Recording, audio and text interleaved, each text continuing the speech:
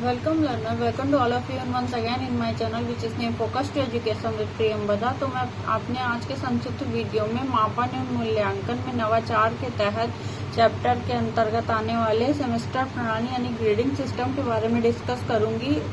तो चलिए इसको शुरू करते हैं, जानते हैं, समझते हैं कि इसका क्या महत्व है, इसका क्या उपयोग है तथा ये है क्या। विभिन्न शैक्षिक कार्यक्रमों का आयोजन प्रायः वार्षिक, द्विवार्षिक, त्रिवार्षिक तथा चतुर्वार्षिक स्तर पर किया जाता है। विभिन्न शैक्षिक जो कार्यक्रम होते हैं, अगर हम एमए में एडमिशन ले रहे हैं, बीए में ले रहे हैं, 12th में ले रहे हैं, 11th में ले रहे हैं, तो या बीएड कर रहे हैं, एमएड कर रहे हैं, तो हुआ ना कि बीएड 2 साल का हुआ, एमएड 1 साल का हुआ, इस प्रकार हम इसको समझेंगे। फिर हाई स्कूल, इंटरमीडिएट व स्नातकोत्तर पाठ्यक्रम प्रायः द्विवर्षीय होते हैं। जो हाई स्कूल होता है हमारा, इंटरमीडिएट होता है, स्नातकोत्तर पाठ्यक्रम द्विवर्षीय होते हैं, क्योंकि जब हम बीए में ग्रेजुएशन में एडमिशन लेते हैं स्नातक में तो वो 3 साल का होता है। उसके बाद जब हम मास्टर की डिग्री कंप्लीट करते हैं तो वो 2 साल की होती है हमारी। फिर जबकि चिकित्सा व अभियांत्रिकी यानी मेडिकल या इंजीनियरिंग के पाठ्यक्रम प्रायः 4 या 5 वर्षीय होते हैं। सामान्यतः इस प्रकार के सभी पाठ्यक्रमों में मुख्य परीक्षा का आयोजन वार्षिक तथा द्विवार्षिक स्तर पर किया जाता है। तो सामान्यतः इस प्रकार के पाठ्यक्रम रहते हैं, जैसे मेडिकल का हो गया, इंजीनियरिंग का हो गया, इन सभी में पाठ्यक्रम मुख्य परीक्षा का जो आयोजन होता है वो वार्षिक और द्विवार्षिक में किया जाता है। यानी दिसंबर में हमारा फर्स्ट सेमेस्टर हो गया, फिर हमारा सेकेंड सेमेस्टर फरवरी या मार्च में होगा। तो इस प्रकार से हम इसको समझते हैं। तो आगे इसके है सेमेस्टर प्रणाली के अंतर्गत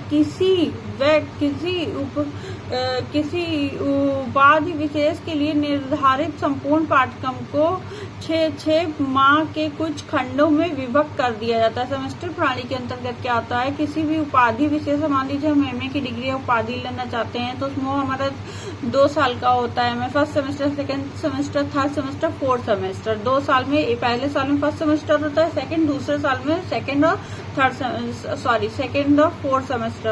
थर्ड और फोर्थ सेमेस्टर होता है।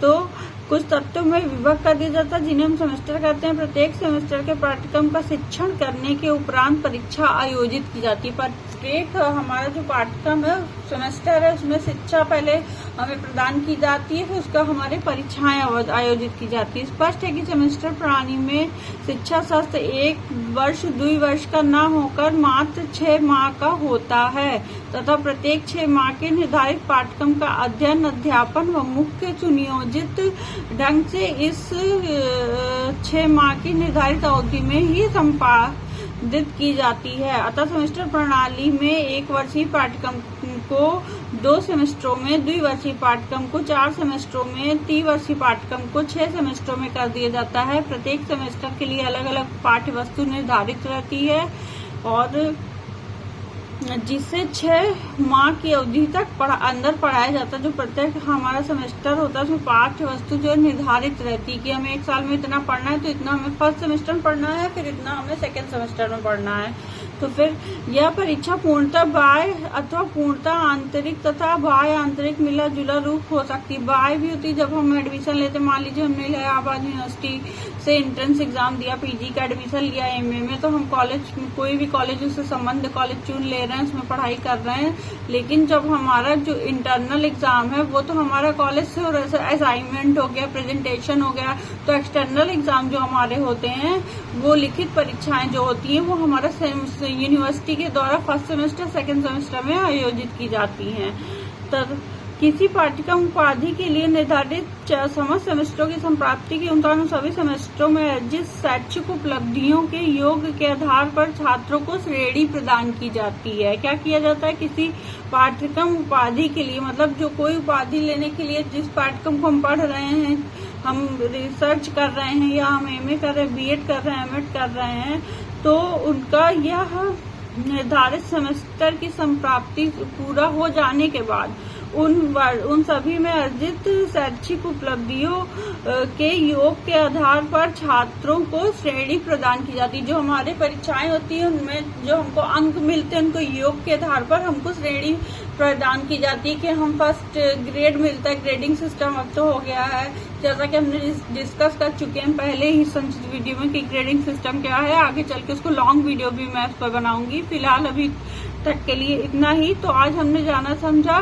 कि सेमेस्टर प्रणाली क्या होती है, ग्रेडिंग सिस्टम क्या होता है, इसका शैक्षिक मापन एवं मूल्यांकन में क्या काम है, शिक्षा के मापन मूल्यांकन में नवाचार में इसकी क्या महत्व है, किसका क्या लाभ है।